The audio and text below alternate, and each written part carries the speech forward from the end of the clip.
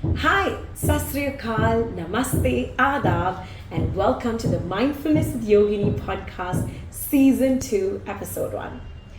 To begin with, I owe every single one of you a big thank you for tuning into Season 1 and constantly sending me such encouraging, motivating, and positive messages about the message that I want to share with this podcast.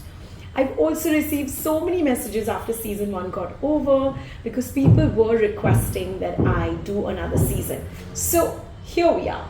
I'm your host, Aarti Kukreja, and today we're going to dive into the first episode's topic, which is living in the now, how to break free from expectations. Let's face it, life can feel like an endless race of disappointment and suffering, whether it's our personal relationships, work, how we interact online. We're constantly navigating a web of hopes, anticipations, and disappointment. But what if we could learn to let go? What if we could break free from all these self imposed expectations and truly live in the moment? That's what we're going to explore today. Imagine this. You scoop up a handful of sand at the beach. If you hold it too tightly, the grains slip through your fingers, falling away faster than if you held them with an open palm. Most likely, you'll never see those grains again. This is the metaphor of our lives and the expectations that we cling to. The tighter we hold on, the faster they seem to slip away, leaving us with nothing but frustration. We humans have this innate and primal instinct that drives us. Desires, which lead us to have expectations, which often lead us to disappointment, and ultimately that leads to suffering. This vicious cycle is embedded in our DNA and is constantly reinforced by the world around us, especially in today's capitalist and consumerist society where the free market encourages us to want more, do more, and be more. But here's the good news. While we can't completely avoid our primal desires or the capitalist world expectations that we live in, we can start to understand the emotional reasoning and cognitive processes behind our expectations. With this understanding, we can begin to curb those expectations before they take a hold of us and lead us down this path of constant disappointment. I remember a time when my life was a mountain of expectations, especially when it came to my friends and intimate relationships. I would go out of my way to give a lot to others, convincing myself that I didn't expect much in return. But deep down, I was constantly disappointed that my efforts were not reciprocated in the same intensity and dedication that I was giving. I expected them to meet my 10 out of 10 effort with their own 10 out of 10. Anything else felt like a letdown. But here's what I didn't realize. What was a 10 for me might have been a 4 for someone else. And to them, that 4 would have been their 10, the best that they could offer. Yet I refused to see it in that way. I wanted things done only in my way, realizing that my overly pleasing nature was actually my biggest downfall. I feared losing people if they saw the real me and if they didn't constantly experience my over-the-top efforts. Because I believed deep down that I didn't deserve love. I attracted and chased relationships that could never give me the kind of love that I truly desired and deserved. This led to a vicious cycle of people pleasing, attracting emotionally unavailable people, expecting a superior quality of love from them, and inevitably facing disappointment and becoming in this mode of suffering. And the disappointment never stopped until I decided to change. Now let's talk about the digital world that we all live in. We spend so much time online letting social media and other digital platforms consume us, often without realizing it.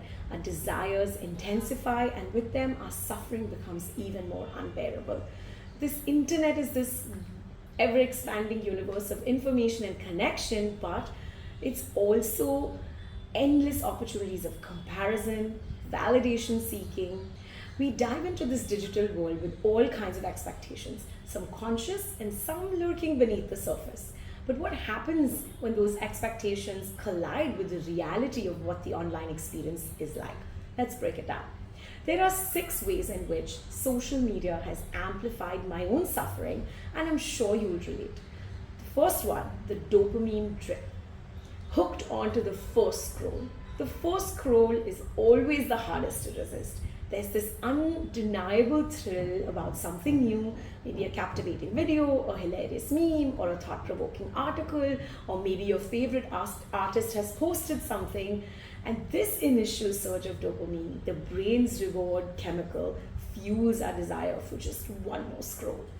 Dr. Daniel Levitt, a neuroscientist and the author of The Organized Mind, explains that the brain learns to anticipate awards so that anticipation itself becomes pleasurable, making us want to keep checking our devices even when we know there's nothing new to see.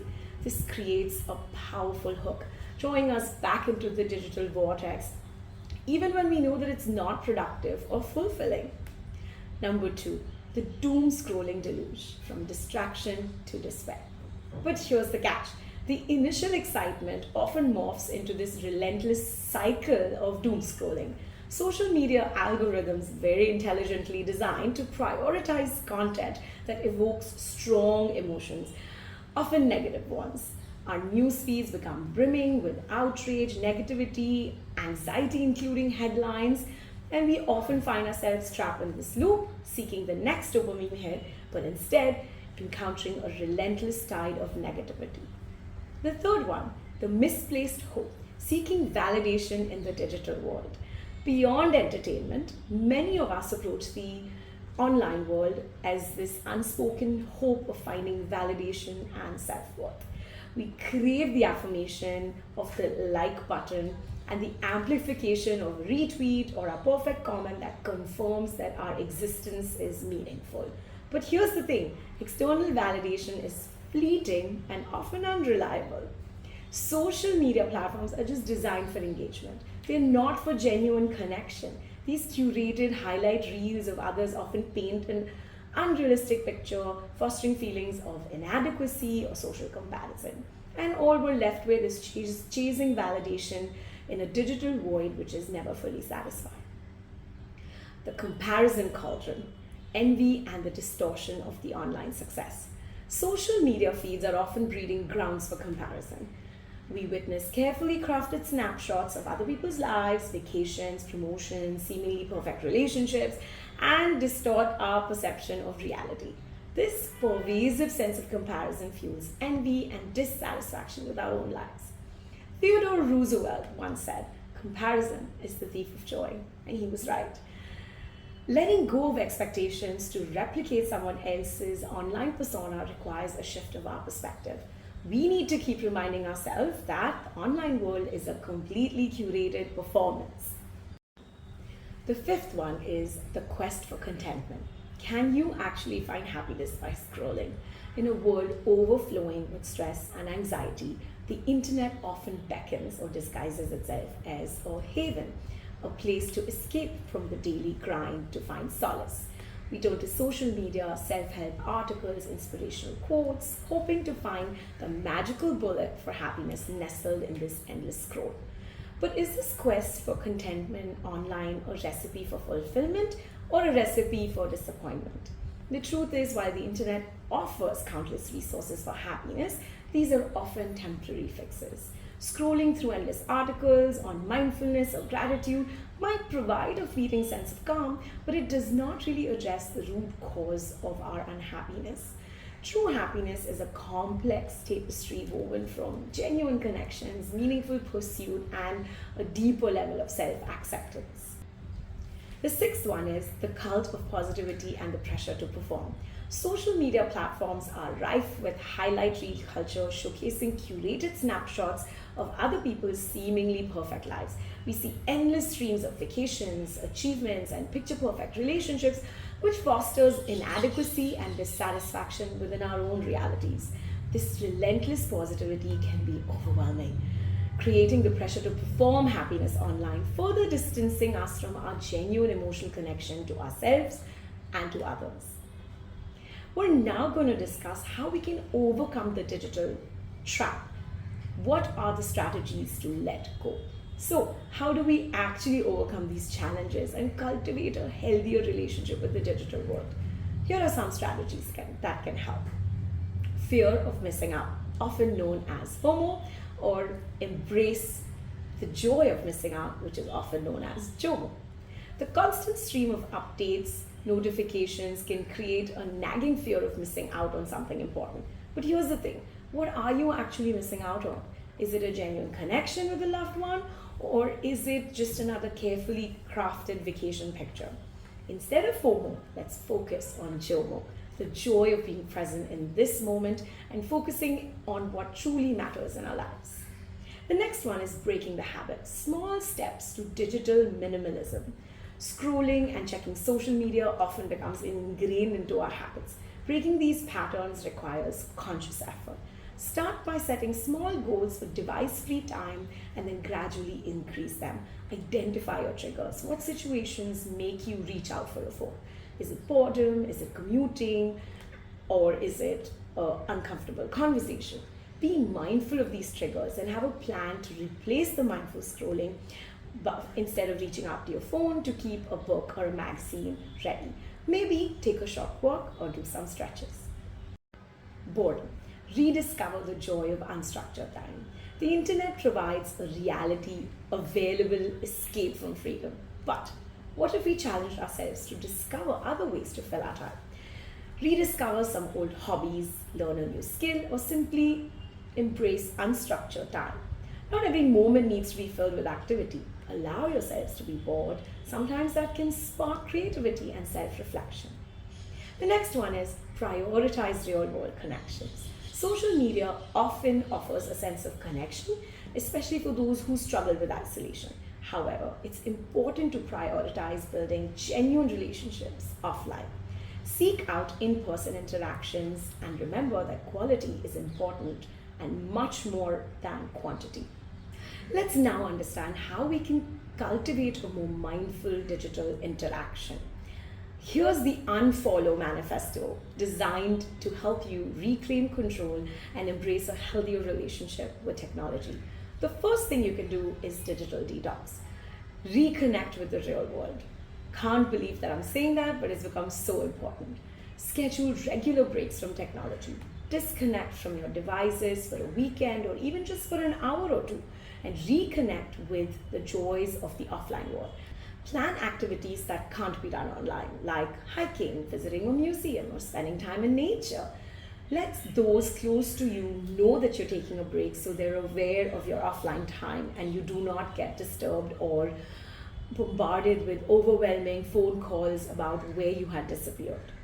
The next one is curate your consumption. Be mindful of what you follow. Be intentional about the content that you consume online. Unfollow accounts that evoke negativity or trigger feelings of inadequacy. Instead, follow inspiring individuals who uplift and motivate you. Focus on accounts that align with your passions and hobbies, ensuring that the digital environment is as positive and enriching as possible. The next one is prioritizing your real-world connection. Nurture offline connections. Schedule FaceTime with your family and friends and plan outings and experiences together, and remember to be present when you are with your loved ones. Put away your phone and focus on having quality, meaningful conversations. Quality time with a few close, supportive relationships is often more fulfilling than a vast network of online acquaintances. Fourth one, embrace imperfection and celebrate your authenticity. Let go of the chase for online perfection and focus on you and your authentic self. Share your real life, both ups and downs, online. Celebrate with your unique journey than trying to emulate someone else's perfect curated feed. Remember, perfection is unrealistic and boring. Embrace your quirks and vulnerabilities so that you can grow. The fifth one, develop critical thinking skills and navigate the digital world more wisely. Don't accept everything you see online at face value. Fact check information, verify sources, and be aware of potential biases. Use credible sources for research and consider the source's agenda to understand their motivation. Be a critical thinker and not a biased confirmationist, because that will help you navigate the digital world more effectively and help you make more informed decisions. Before I go, I want to share some daily practices to release expectations from the digital world. Letting go of expectations both for yourself and others is a continuous journey. Here are some mindfulness exercises that you can incorporate into your daily routine. The first one, the letting go list. Each morning, write down 3 expectations that you might be clinging on to for the day. These could be related to your performance or interaction with others or even the weather. Acknowledge them and write down let go beside each one of them. The simple act of acknowledging and releasing can help you detach from your outcomes. The next one, the non-judgmental observer meditation. Find a quiet place and sit comfortably. Close your eyes and take a deep breath, and then some more. And imagine yourself as a neutral observer, watching your thoughts and expectations. Don't try to judge or control them. Simply observe them with detachment. As soon as you become aware of your expectations, simply repeat, letting go and gently release them. The next one is the gratitude shower. Before you sleep, take a few minutes to reflect on your day. Instead of focusing on what you didn't achieve or how things didn't go as planned, shift your focus to gratitude. Mentally list things you're grateful for, big ones or small. This practice can help you cultivate a sense of contentment and reduce the hold of unmet expectations. You could also have practices apart from daily ones, which are monthly and quarterly, so you can keep an eye on the larger picture of your letting go of expectations goals. The first one here is a values inventory. Every few months, reconnect with your values. Write down your top 5 values and reflect on how your daily actions reflect them and the expectations from them are aligned. This exercise helps you identify areas that might be causing you stress and guide you more towards setting goals that are more fulfilling. The life audit. Set aside time quarterly, biannually, or even annually to reflect on various aspects of your life. Career, personal, relationship, health, or any aspect that you want. Evaluate how you're feeling in each of these areas and identify where you are creating negativity or something is holding you back. Use this reflection to adjust your goals and expectations to better align with the current needs and aspirations that you hold. The next one is random acts of kindness challenge. For a week or a month, challenge yourself to perform random acts of kindness for others without expecting anything in return. This could be as simple as holding the door for someone or offering to help a colleague at work. By focusing on giving, you detach from the need to control outcomes and cultivate a more positive outlook. Before I go, I would just like to say that letting go of unrealistic expectations in the digital age is an ongoing process. It requires consciously shifting our mindset and reevaluating our online habits. By embracing the Unfollow Manifesto that I discussed earlier and incorporating mindfulness practices, we can reclaim control of our life, our time, cultivate authenticity, and foster a more fulfilling digital experience. Remember, the internet is a tool, like any tool. It's most effective when used with intention and purpose. So let's create a digital landscape that empowers us and fosters a more genuine sense of well-being, both online and offline. Thank you so much for joining me today on the Mindfulness with Yogini podcast, Season 2, Episode 1. I hope it's offered you some valuable insights and practical strategies to break free from your expectations and live more fully in the present moment. If you've enjoyed today's episode, don't forget to subscribe, share, and leave a review. Until next time, stay mindful, stay present, and remember to embrace the now.